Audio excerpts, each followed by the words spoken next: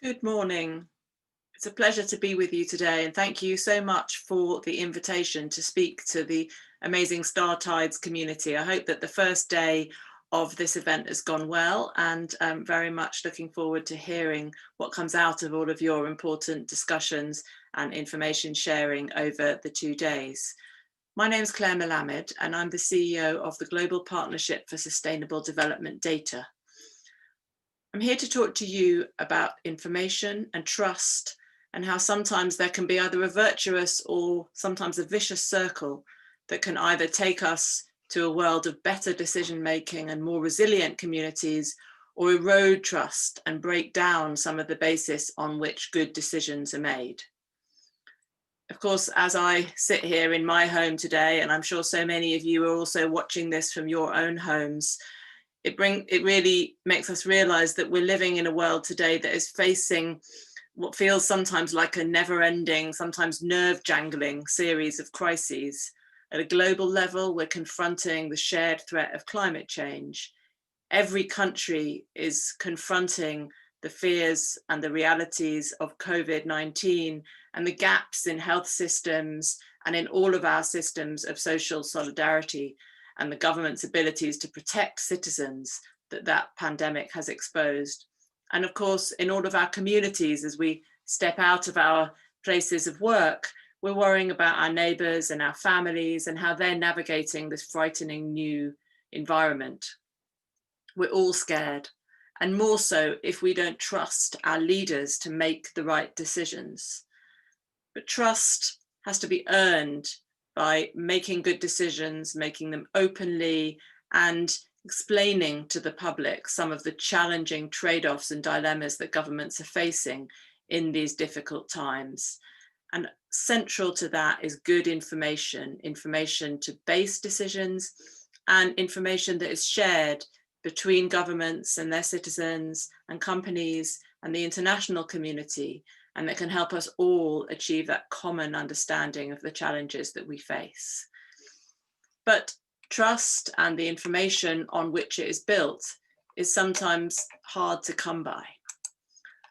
I want to take you first of all this morning to the far north of Mozambique, where a war is starting.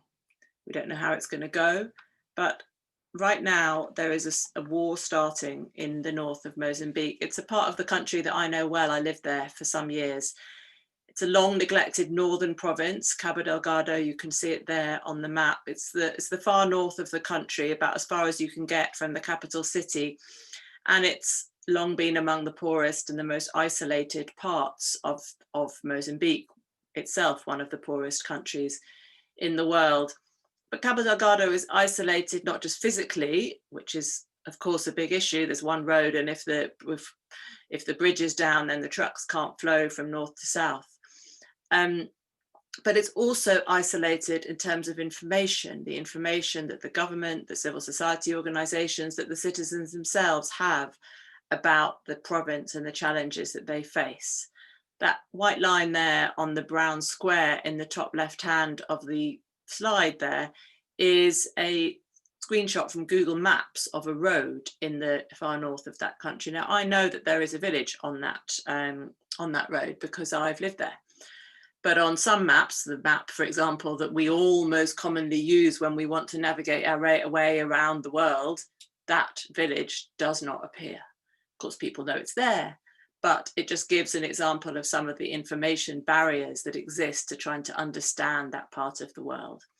And the adorable little girl there in the right-hand side, Elsa, was the granddaughter of the family that I lived with when I lived in a village in the north of Mozambique there for a year. Her birth wasn't registered. She doesn't appear on official records. It was a long time ago now, but her life and even possibly her death has probably been conducted entirely invisibly from official statistics or from the machinery of government that is supposed to be there to protect her. And of course, this neglect, this physical neglect, and this neglect in statistics leads itself to a mistrust between governments and people. If you go to parts of the north of Mozambique, for example, and ask people questions about their religion, which is course, often one of the key factors which is underlying some of the social divisions and resentments in any part of the world. People often will not want to share that information with researchers or with government statisticians who are there to do surveys, because their existing mistrust and the lack of support they feel that they get from the government in turn feeds back into them not wanting to share their own personal data and information with the authorities. So of course the insurgency that the government now confronts is of course fueled by long-held grievances and some of the more immediate changes to society and the economy, all of which have eroded the trust in the government.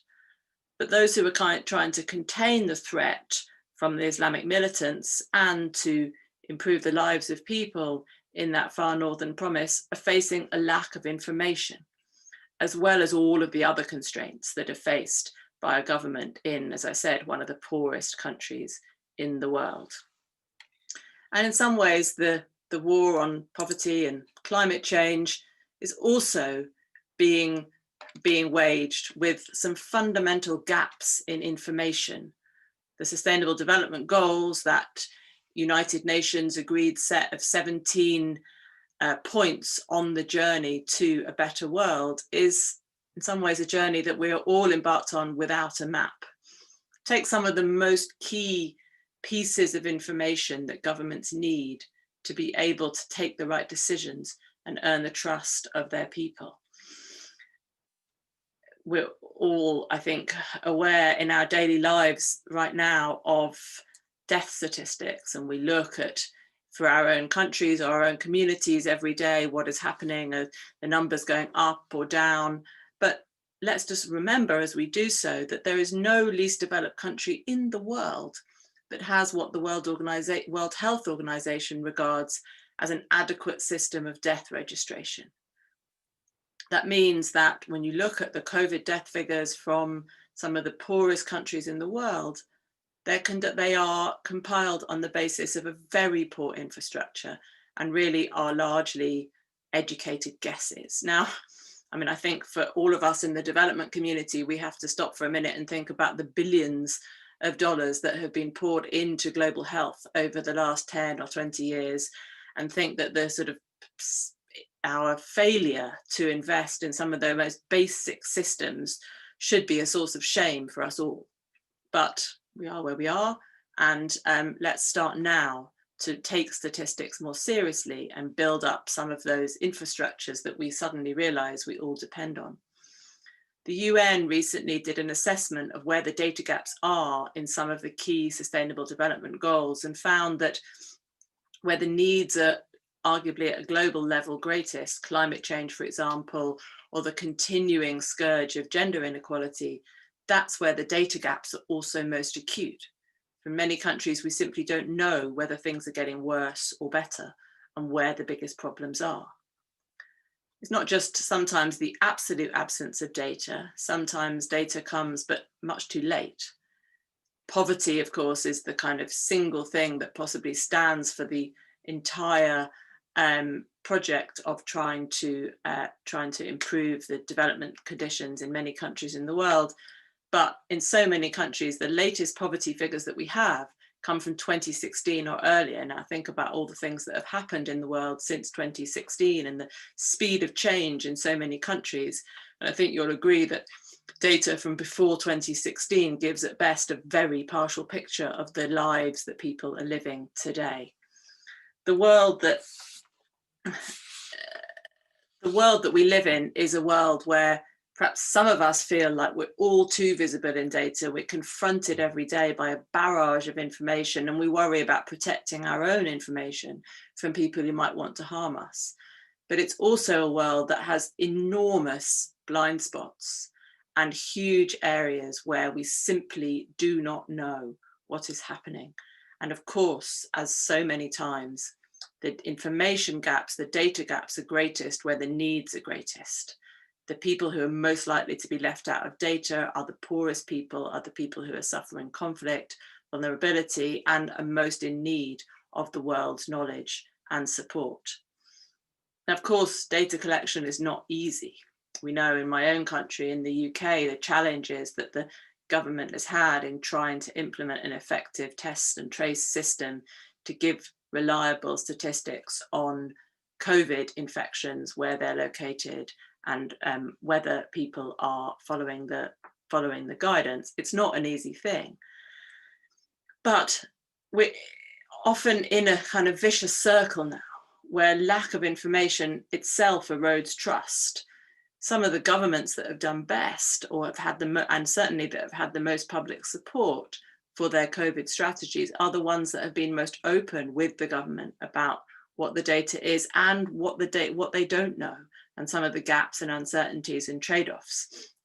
We look at New Zealand and the landslide electoral victory of Jacinda Ardern recently. The public trust people who give them information, who are open, and not those who lie and conceal the truth in the service of short-term expediency. But also, sometimes we're caught in a kind of downward spiral, that lack of trust itself then erodes the capacity of even well-meaning governments to collect information.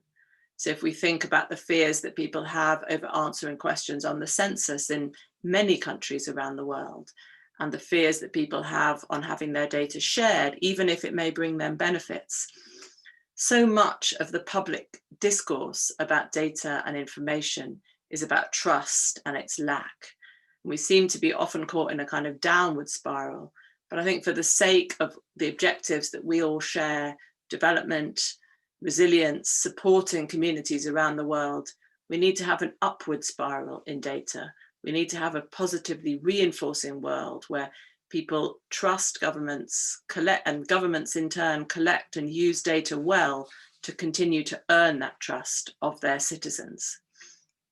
That's very much where my organization, the Global Partnership for Sustainable Development Data, was created 5 years ago. We were born from the Sustainable Development Goals. The same process that gave rise to the goals themselves also revealed the huge data challenges that governments were going to be facing in trying to implement the goals. And the Global Partnership was created to support governments and to build the partnerships that were going to be so critical that were going to be absolutely critical in meeting those challenges. Since we were created 5 years ago, we just celebrated our anniversary last month, we've really held true to the principle that data is a team sport. We were created to bring different players together, governments, civil society, the private sector. And of course, we're a data organization, so we talk about ourselves in data. We now have 260 partners from all of those sectors and more, from academia and others across 59 countries. We bring people together in working groups to solve problems together. We concretely work with governments to solve their specific data challenges. And we broker very action-focused partnerships, over 70 of them so far in just 5 years, that bring different groups together to solve common challenges and to put data at the service of the Sustainable Development Goals. Here we are in action. These are all the countries around the world in which we work and have impact. And we really feel that, this is the journey, in a sense, has only just begun. 5 years is a very short time. And we're very aware of how much more there is to do and how much further we need to go. But we are all about building relationships first and foremost, to build trust and then to reap the benefits of the technologies that can be at our command once the right trust and institutional framework has been built to enable people to trust and use those technologies effectively for good. Because of course, just like money or food aid, data is a resource that needs to be put to the service of some of the worst problems in the world and the poorest people in the world. One of the agencies that we work with very closely is NASA in the US, the National Aeronautics and Space Association. Now, I think this is a really good example of building trust. I worked for the United Nations Secretary General in 2014, just as the Sustainable Development Goals were being negotiated. And I was the head of a team that was servicing an expert group of data specialists from the public, private sector and UN, who were coming together to advise on how data could be deployed to help meet the Sustainable Development Goals. This was early days in the data conversation, and there were real issues of trust between that group. And I so well remember one of the members of that group, a statistician from a country in Africa, standing up and saying very angrily how there were governments in Europe and in the US who knew more about his country than he did, because they owned the satellites that were flying overhead, that were photographing his country in great detail every day. And that data, he couldn't use that data to improve the lives of his own people and to inform his own government of where the problems were. And he felt very angry about this. And it was this kind of dynamic that really eroded trust within that group and made it difficult sometimes, although we overcame those challenges to reach that conclusion. But when I started a couple of years later working at the Global Partnership, finally had the opportunity to do something about that challenge that person had set us. And we worked very closely with NASA and with 5 governments across Africa and with many other partners, academic, multilaterals, to actually solve that problem, to take some of those world-beating technologies that had been developed in the US and in Europe and put them to work for some of the poorest people in the world. And we developed with 5 countries and with, as I said, many partners, the Africa Regional Data Cube, which made it much easier for governments to look at satellite imagery, to analyze it, to actually put it to work, answering some of the biggest challenges that they have. This picture is a farmer in Senegal, which is one of the countries that we've been working with very closely on the Africa Regional Data Cube and other things beside. And in Senegal, the Data Cube has meant that farmers are able to sell their crops much more quickly, that the agricultural machinery of the government has been speeded up. So farmers can sell their crops more quickly. And of course, anyone who's worked with agriculture in Africa knows how important that is in terms of farmers' income and reducing the threat of losses from the crops being burned or destroyed by insects or other things if there's a long gap between harvesting and selling. And the Data Cube is also being used in Ghana to help maintain the fresh water that supplies Accra, the capital of Ghana. And even in Kenya, it's being used by wildlife conservation managers to help understand where they can resettle populations of endangered rhinos. So really, a conversation that started with mistrust and some anger has led to the development of a fantastically important new tool, but not just the development, the careful institutional and political work that my team did and the deep relationships that we formed with the government have also helped us to make sure that technology isn't just available, but is actually being used in an ongoing way to solve some very specific challenges. So trust and relationships and understanding the politics and the institutions are so important. I don't need to tell you, I'm sure, as we think about technological change, that technology isn't as much about people as it is about wires and widgets. And of course, as we build that trust with communities as well, the communities that we work with and that we all, of course, hope ultimately will benefit from the partnerships that we build and the work that we do. Data also can be part of the conversation with those communities as well. We need to allow people to talk to us in data so that their stories and their concerns can be converted into the language of numbers, which is so critical for policy making, for resource allocation, and so on. If we allow people to talk to us in data, that gives them the power of those numbers to deploy in the service of their own concerns. This is a school in Sierra Leone. In Sierra Leone, we've been working closely with the government there to meet their very ambitious objectives for equality in education. But part of equality, of course, is understanding on what basis the inequalities arise. And for those children who are not in school, what do they and their families see as the biggest reasons why they're not in school? And that's why we need to understand that in order to be able to solve the problems as they see them and get those children back into the classroom where they belong. Of course, you know, the reasons why children are not in school are many and varied, and we need to understand for different children what the dynamics are. But one critical issue that's often been overlooked globally and in individual countries is the challenge of disability. A large proportion of the children worldwide who are not in school are not in school because they suffer from some kind of physical disability that means that it's just difficult for them to access the classroom, or they face discrimination or some other kinds of inequalities, teasing, bullying when they get there. So in Sierra Leone, we've been working with the government to conduct surveys and a census to understand of all the children in Sierra Leone, what are the challenges that they face in relation to disability, and how is this limiting their education?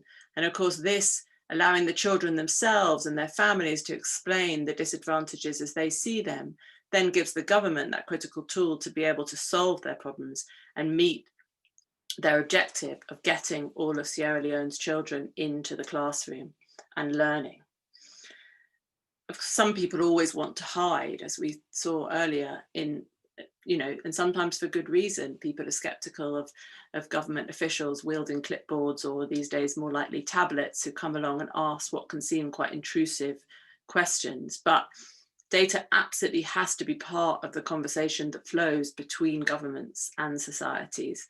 If people can't express themselves in data and explain what is truly important to them and get it counted and get themselves counted, then the data will be wrong. And in the year of COVID, when so many census operations around the world have had to be cancelled or postponed, this challenge of people getting into the data and the data reflecting citizens and communities has never been more acute and more urgent. It's a problem that's being stored up for the next few years and we'll have to tackle globally. But building trust is part of improving the quality of information. Whether it's a census, whether it's a survey on sensitive issues like disability or other things that limit children's participation in school, building trust has to be part of the efforts to collect data. Data has to be done with people, not to them. And of course, good data is part of perhaps the most fundamental challenge that we all have in the world, which is building the kind of resilient, cohesive societies long-term that underpin peace and stability on which everything else depends. The part, as I said at the very beginning, the part of Mozambique where the insurgents are coming is the most remote, is the most unknown, is the most underdeveloped. The government doesn't know the people there, doesn't know them in the numbers that it uses to make policies. And they didn't see the signs. They let them down again and again. Data can't, of course, change some of those kind of fundamental political dynamics that could mean that one region of a country is left behind or is ignored. But a government of goodwill, and we have so many of those now around the world, can use data to maintain trust and to bring some of those neglected parts of their countries in over the long term. This photo is from Colombia, which of course has suffered a devastating conflict over many, many years and is now thankfully at peace. But still, the legacy of that conflict leaves big scars across a society, and particularly in the area of inequality. There are parts of the country, those that were most affected by the conflict and which are still the most inaccessible and difficult to reach, that have suffered terrible poverty. And the government, if it's going to maintain the peace, meet the expectations of people over the long term, needs to understand those places.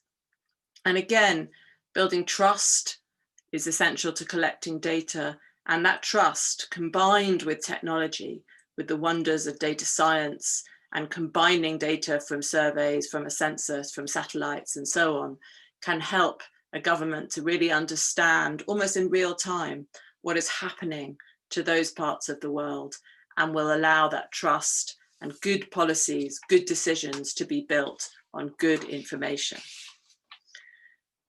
Now, of course, data will never be as visible an instrument of change as bags of food or water pipes or agricultural machines, but it's a part of the infrastructure. It's the sea that all of these much more tangible things swim in.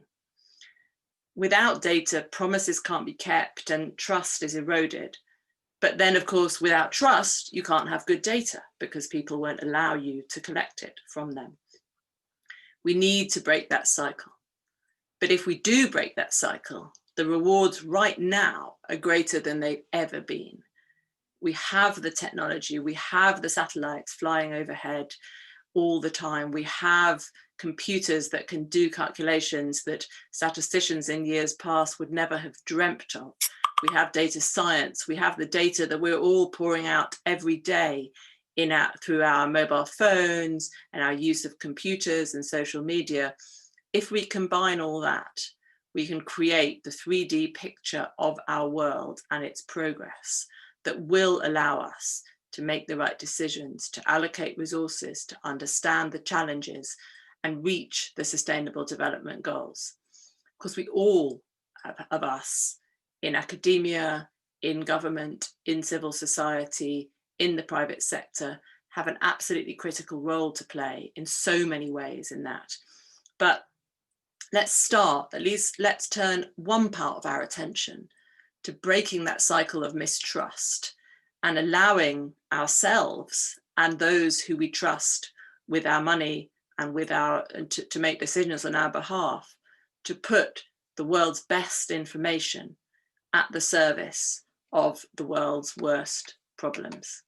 Thank you very much indeed, and good luck for the rest of the conference.